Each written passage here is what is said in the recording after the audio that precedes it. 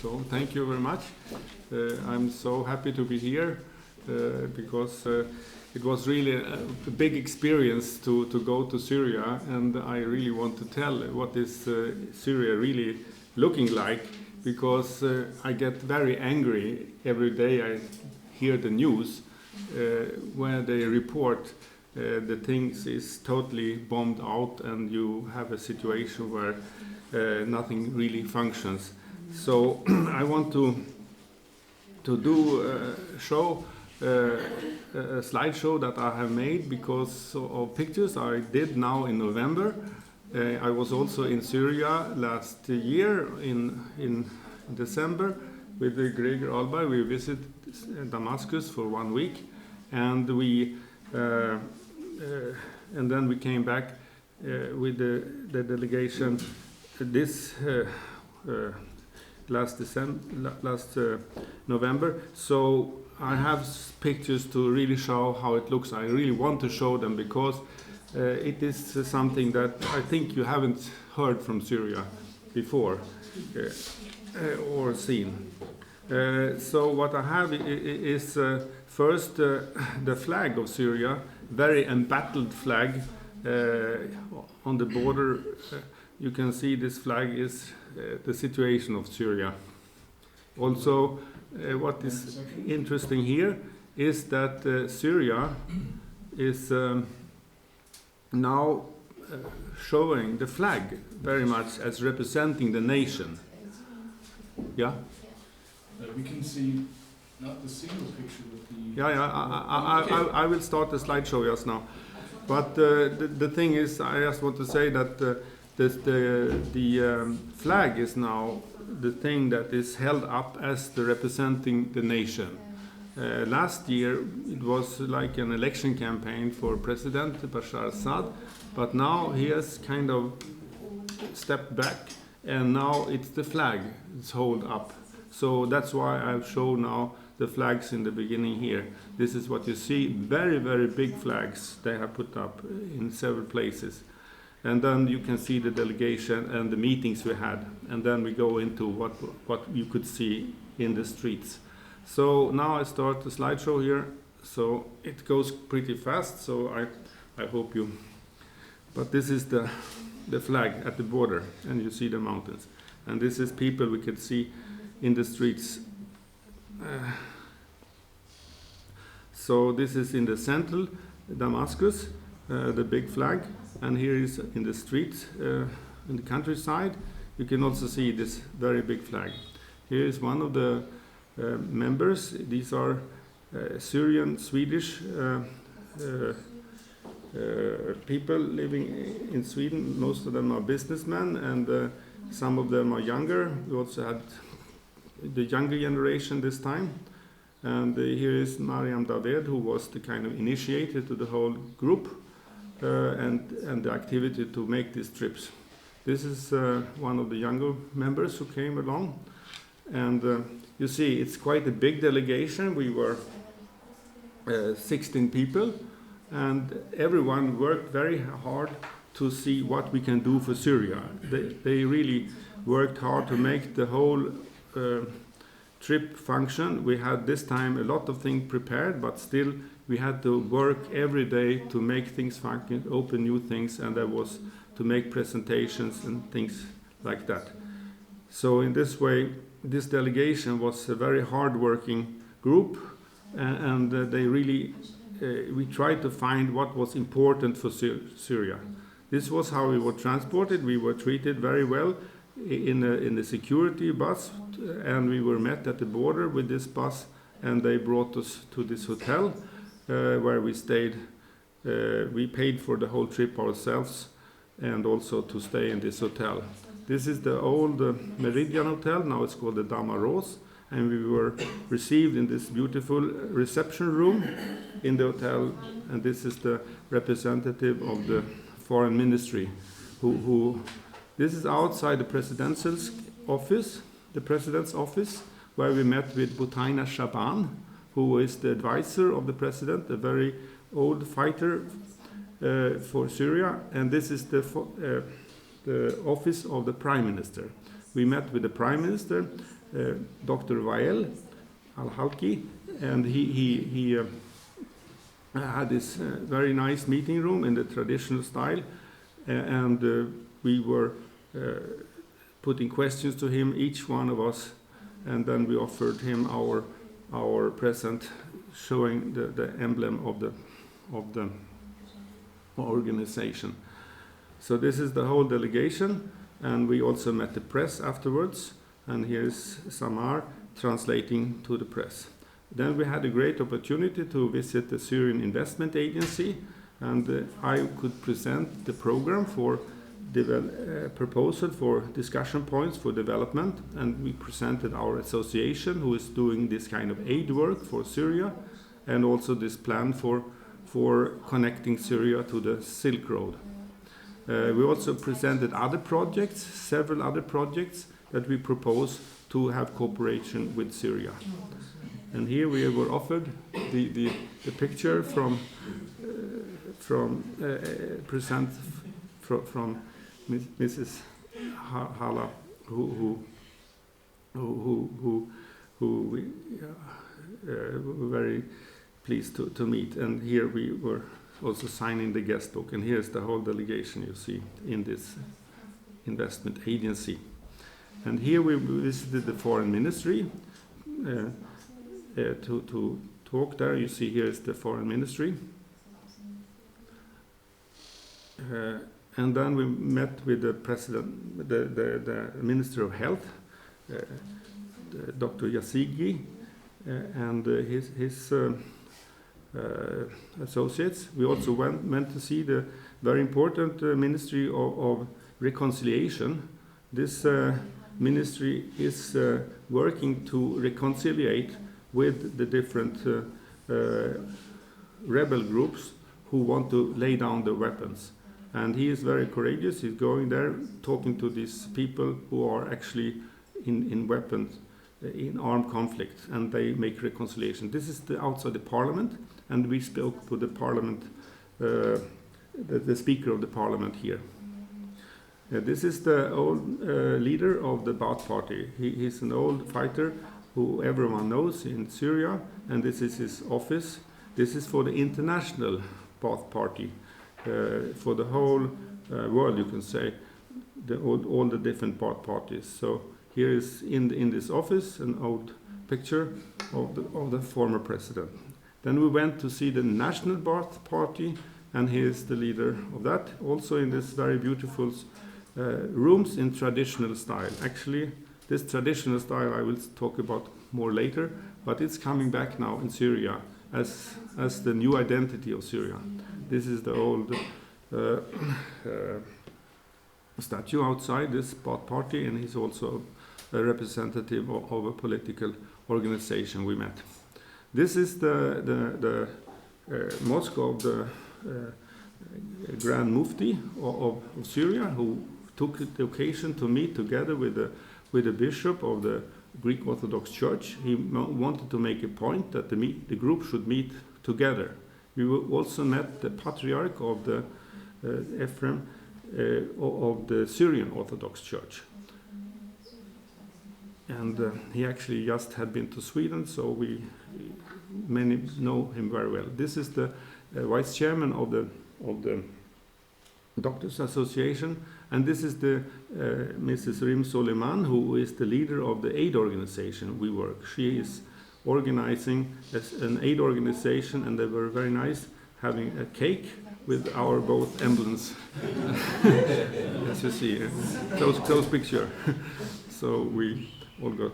And this is the type of containers we are delivering and this is unloaded now in Damascus by the Al-Wayed organization. This was filled like this in Sweden, and you see this kind of wheelchairs, electrical wheelchairs, we were delivering, and a lot of beds, hospital beds, and other kind of equipment for rehabilitation. Here you see what was partly in this container. These things were then delivered to this Rehabilitation Hospital, which we were able to meet. This is run by the Al-Wayed organization, and this hospital is taking care of 27 people living in the beds in the area, but 515 people who are out clinic patients. And here you see a delivery of exactly the same goods that were in the container. And these patients are both people who are former soldiers and people who are civilians who are wounded in the war. They actually are treated as a whole family, because many times it's the family, so they also got the food for the family there every week in these bags. This is shoes that are delivered to school for the kids, but also for other people, because the schools are like refugee camps. This is the second hospital we went to see. It is a military hospital for rehabilitation, especially people who are wounded in the spine, so they are verlamd, what you call it, they are paralyzed. Yes. So we met with them, and here one of them is having we have not delivered material to this, but of course it was very heavy to meet these people who have been fighting and have been wounded for no reason. This war has no reason to really happen, and these people are wounded, and we were very took it very hard to see these people. You can see just in a few minutes the rehabilitation equipment. If you go to normal Swedish gym, they have much better equipment. And this is for a hospital. We really want to find and already have some agreement with the gym to get their stuff delivered in the next containers to Syria. And this is the head of the army doctor who took the occasion to come to see us there. This is a private hospital, the Shifa hospital, and also this hospital we visited because one of our friends. This is the place where there was an attentat. There was a big bomb exploding here. But if you see this place, it's actually, I can see if you can pause it. No. Yeah. Because no, doesn't. Yeah, here you see some damaged village. Yeah. Now we go into the other section. This is how Syria looks like. This is when we entered in the border. This is the autobahn coming from the border into Syria. We came from Lebanon. We landed in Beirut, and then we went here, as you see, into the road going to Damascus. It says on the. These are typical housing areas for a city. You see the Damascus down there in the valley.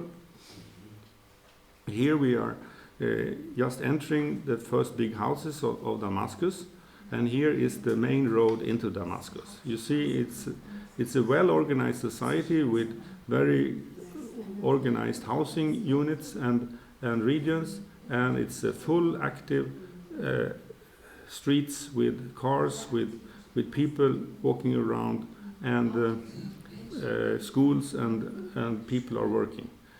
This is the famous mountain Qasun, and here we get to the big Umayyad Square, where you see the fountains of water running 24 hours every day now, also during the war. This is the famous Damascus Sword. You know, Damascus has this very special technique of making metals and swords, and this is a symbol of Damascus. Here is the Qasun mountain, which is the mountain at the side of the city. This is the typical street pictures from Damascus. People are walking around, they're sitting in the park. This is the going to the university. It's a street. And this is an overview. I went to the top of the hotel to take 4 pictures here from the overview of the city. There is not one bombed house. Here, what you can see, all of these houses. These are one of the mosques just outside the hotel. And here you can see the city. It's a very big city, and it's a very lively city. So these are the 4 pictures from the top of the hotel. And then we went downtown to go, and so I took pictures there. So you see people walk, and the street is just looking like this. It's a functioning city. This is a shopping mall, and these are a place where you can eat potato falafel, and so it was time for, and this is an old style cafe. So it was time for lunch when we were driving downtown. Here's one of the mosques in this city. This is the more modern part of the city of Damascus, the Salih, which is the more shopping center and commercial district. Here you see this is the street. Actually, I was looking around. I could not see when we were driving in these areas, and we were driving in several areas, and you can look yourself. I did not see one damaged window in the whole of Damascus. Now we get to the old town. This is the famous wall to the old town. Here is just outside this wall, and here you see the great Saladin, who was liberating Jerusalem and throwing out the Crusaders, and he was as a statue there. Here is the very big streets, and now we go into the old town, and this is preserved also and very active as an old town. This is the old town that the Crusaders were not able to invade, and so that it would withstand the occupation of the Crusaders. This is a very old arch. It is right outside the Umayyad Mosque, and this is the so-called straight street. Here you see the straight street. If you go to the Bible, you can see how Paulus was brought to the straight street. This is the same street. This is the Umayyad Mosque. This is the Umayyad Mosque, and outside there we saw some of the priests going to visit there.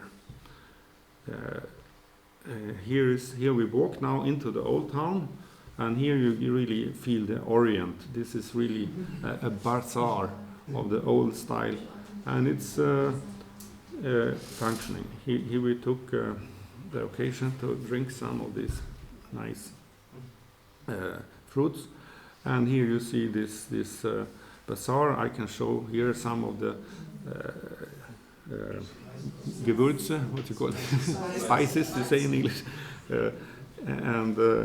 and it's and here you see the gold hanging like that. In Stockholm we cannot have the gold hanging like that because it would be stolen. But here you see typical things. This is actually quite fun. There are some of these pictures here of this what is now very popular persons. Here you see people sitting there working with old style handicraft, making this typical coffee. And here you see the streets of the old town. And people are sitting there. They are like very much in Syria to sit around and talk and to meet and so on. This is a bakery. Here is the entrance of the old town. You call them these bazaars. There are some many different kinds of bazaars for different kinds of products. And here is just outside this. This is the shop I went, and Mr. Sultan, who was a very nice person, and who I bought my Christmas presents to. This is the university entrance. These are the students going into the to underground. Here is one of the few posters there hailing the army. Here you see the National Museum. This National Museum is preserved. You see the Syrian flag there, not like in Iraq where it was looted, as you remember how it was looted. The things are still there. Here is the old style houses for the army museum. This is the typical street of Damascus. strong functioning city. The construction was basically stopped. A lot of the constructions they don't continue the constructions when the war started. But what they do is they repair. What you can see that was attacked is repaired immediately. And here you see people in the streets. But these are not houses that were bombed. They were houses that were under construction when the war started, and then they just stopped the construction. This is children with these funny clothes. We also had rain in Syria. So here's a rainy day. And here's one of the few posters of the president that we saw there right in the center. But you see, this is a city that is fully modern. And here they are working in the street to repair the cars. And here are young people walking around. And what you could see from the car when we were driving around, it looked like this.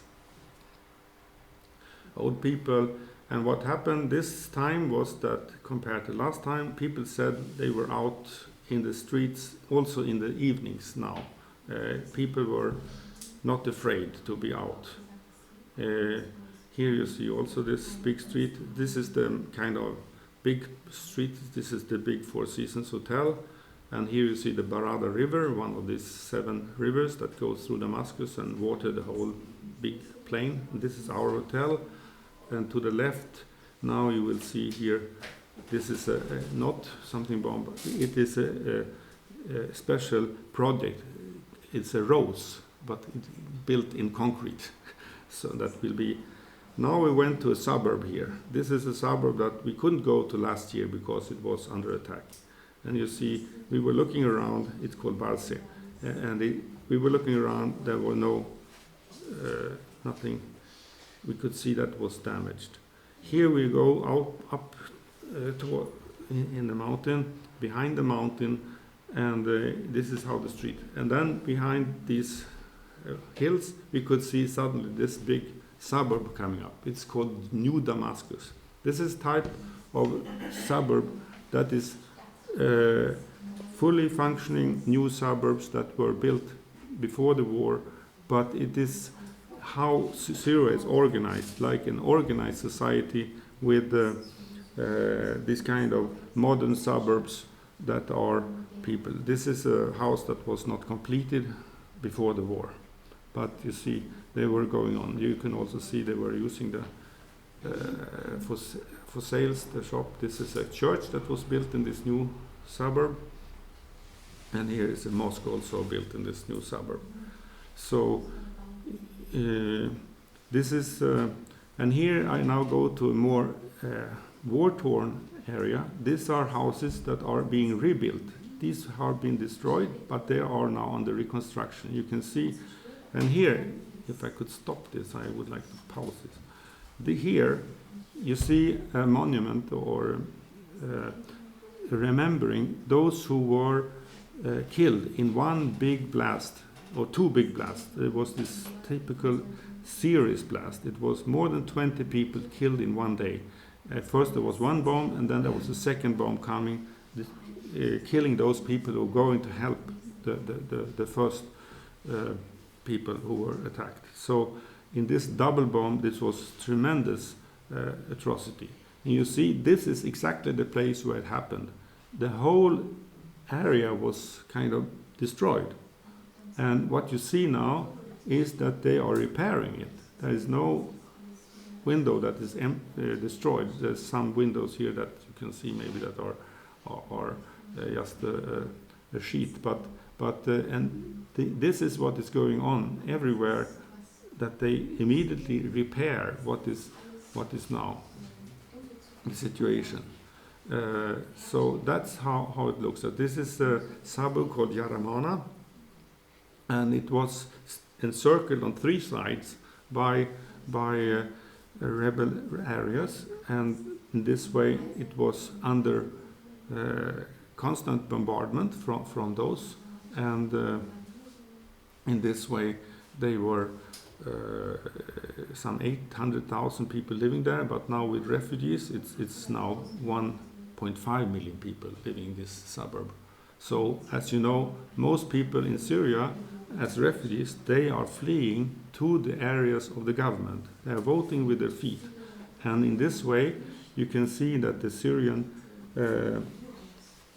refugees, they are not living in tents. They are living in houses because they are moved into houses for neighbors and others, into schools, into other things. So there is no tent cities for refugees in Syria. It is this way the whole refugee situation looks like. They are moved into functioning areas. And this area is now one of these suburbs that was. So now we go on to see other. So these are typical houses in this embattled city, Yaramana, which is quite famous because Israel also sent a rocket right into there, killing a person who they wanted to murder. Here is a typical old-style vehicle, but people are there right in the middle, in the daytime, shopping. These are school kids talking there. And here we go to a friend, and here is a little place here where it is one of the members of the delegation. His brother lived there, and there was a piece of grenade coming through this window here. They had a neighbor who is a military post, so it was many times under attack. They cannot have any windows. They have plastic windows because of these grenade attacks. And he used to sleep here, so the brother. So this is how close people are to the war. Here you see the area on this that is a lot of destruction. But even there you see, if you look closely on the pictures, that they are starting to rebuild also these houses. For instance, these ones. So it's very quickly repaired. Now we're going back to Lebanon, the road back.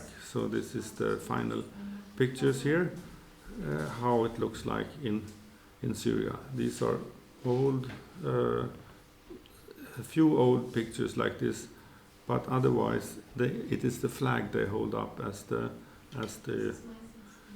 and this is the exit as the symbol of the nation. So here you see the flag. Now I must pause here, otherwise we start again. So we will switch over to this soon, but I just want to say what I wanted to underscore with this is that Syria is not a bombed out country. It is reconstructed every day. In the war, people go to work, they go to school, they go shopping, they go to culture, they have ceremonies, they are maintaining life. They actually marry. People are marrying in the middle of this war. I met young people being so, I was very impressed. They have children and they preserve their art and their identity in this way and their dignity.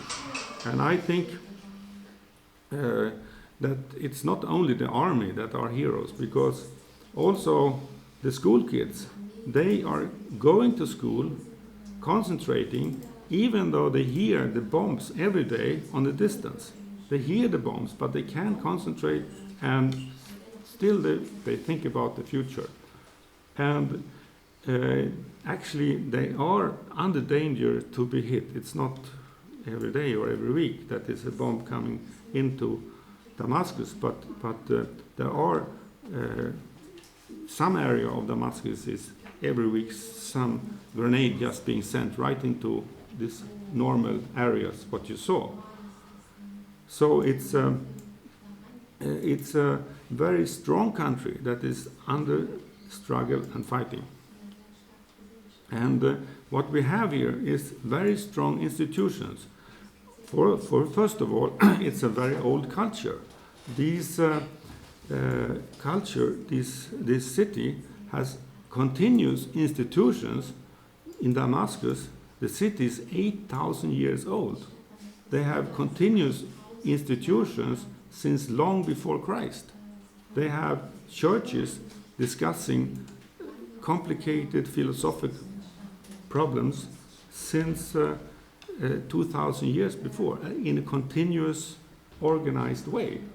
These are very strong institutions. But also then there was the French occupation, colonialists, who put up French type of administration.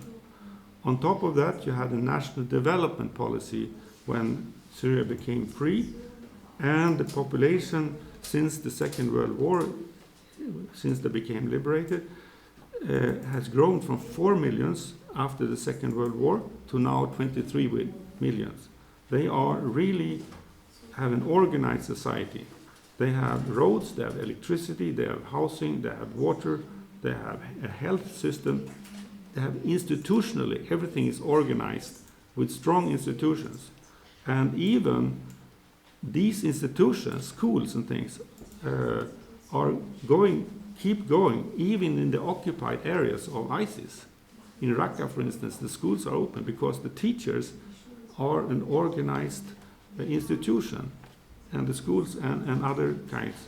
So in this way, and it is not a third world country that is about to be aided. It is a kind of qualified system. So I wanted just to show a few pictures here about. Good, we can take that way.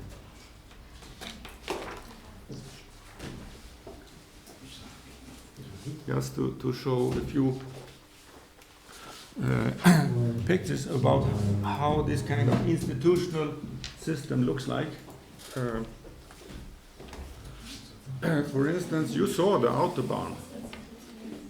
This Autobahn is actually built right here. You see the blue here. It's not blue, guys. It goes all the way right through Syria. It's a full functioning Autobahn all the way here. So, and this is from north to south, we have this Autobahn. Normally, I did not know so much about Syria when I went there.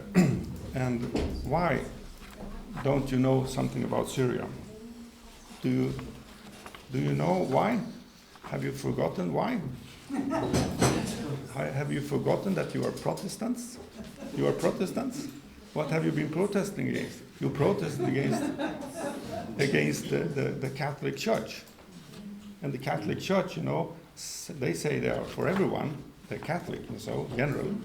But no, they are also Protestants. They don't want to have anything to do with the Orthodox Church, the Greek Orthodox Church. Because the Greek Orthodox Church, they have cut their roots to the Orthodox Church. And then, you know, the Greek Orthodox Church, they say they're Orthodox, they're the real true Orthodox, really Christian, but they're also Protestants because they have cut their roots in the first church meetings to the Syrian Orthodox Church. You know, so that means that you have been protesting, cutting your roots so many times, so you don't know anything about, you don't want to know about this. That's why you don't know anything about Syria. And you know, the Islam, it's a kind of Protestant organization also against the Christians that were around Mecca, those kind of crazy Christian cult in that area. And then you have the Christians, they're Protestants against the Jews. You know? So what we have here is kind of multi-layered destruction of knowledge. But if you go to the Ethiopians, the patriarch of Ethiopia, he says, well, we are a church here. We have been Christians for almost 2,000 years, but we were first Jews. We were Jews for 1,000 years before we were Christians. And this is the type of situation we actually have. We have these religions that are actually coming out of the same roots, And actually, the great Mufti of Syria, bin Hassoun, whom you saw on the picture, he said this exactly same thing to us, that we are in Syria, we are 23 million Christians. Okay, where are the Muslims? Well, all the Muslims, they were first Christians, he said, and then we become Muslims. So we are both Christians and Muslims, all of us in Syria. And this is the type of ecumenical mentality you have in Syria. And this is something that means that if you have a local project here in Germany to discuss with Syrians, to connect to the reconstruction work, it also means that you are reconnecting yourself to your own history. This was something that we, both Greg and I, was mind blown about, to find this old history. We didn't know our own history. And you know, Syria is representing this old history of all the peoples of the whole world. And we actually have a possibility to reconnect this with the help of this. Work together with the Syrians, also going to Syria to see. Just finally, I want to take about this question about the Silk Road, because Syria is a Silk Road country. And the President Bashar al-Assad has taken this as his personal policy to develop what he's calling the 5 C's vision. His vision inspired actually the Chinese to get invigorated in their Silk Road policy. And what you see is this war against Syria, it is against the Silk Road. If you look, where is the ISIS? It's exactly here, between Iraq and Syria. It is in Iraq, in Syria. It is blocking exactly the Silk Road that comes from. So this is what it's all about. It's the whole thing with blocking this kind of Silk Road. That has been the history of the old Silk Road since ancient times, because the Silk Road was a kind of unifying policy over the continents. But what happened was that empires wanted to stop that, and especially the maritime empires, those who were controlling the seas, they wanted to stop the connection here and here and here. Every mountain area in the world, they tried to make problems. So in this way, no one could transmit over the continent. You had to go over the sea, and who controlled the sea? It was Venice, and then it was the British Empire. So of course they liked these kind of roadblocks. But how did the Silk Road policy solve this? Well, they were outflanking it every time. They were doing flanking activities, and that was to go around, create a new Silk Road. And then there was a new trouble organized to stop the Silk. Then they created a new Silk Road. So what do you have? Is a whole network of Silk Roads. That is a whole flanking operation, a history of flanking that has been organized to overcome this kind of imperial policies. And this is exactly the history of this Palmyra, the city here, right in the middle of the desert. If you look here, this became a very famous Silk Road town, because and it became very rich, and they had contacts with the whole world going through Palmyra, and it's right there in the desert. Why? Because it was a flanking operation, because it was blocked here. Also, it was blocked on the Red Sea. Red Sea was also part of the Silk Road. And you have, going along the Silk Road, you have the big Petra here in the southern, what was then time Syria, now Albania. It is this Petra city, very old city. And that was also a Silk Road city. So the whole idea of Palmyra was to go to organize this. And that means that Silk Road is a policy of developing this whole area and not just one road and so on.